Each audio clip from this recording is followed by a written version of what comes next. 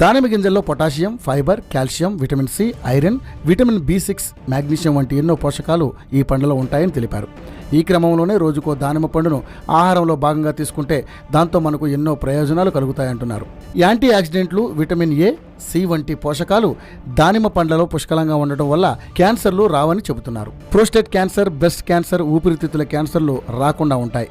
రక్తంలో ఉండే చెడు కొలెస్ట్రాల్ పోయి మంచి కొలెస్ట్రాల్ పెరుగుతుంది. తద్వారా గుండె జబ్బులు రాకుండా ఉంటాయంటున్నారు. ఇక సంతానం లేని వారికి దానిమ్మ పండును ఒక వరంగా చెప్పవచ్చని చెబుతున్నారు.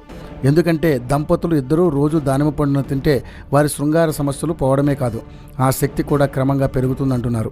స్త్రీలలో ఋతుక్రమం సరిగ్గా అవుతుంది. తద్వారా సంతానం కలిగేందుకు అవకాశం ఎక్కువగా ఉంటుందని చెబుతున్నారు.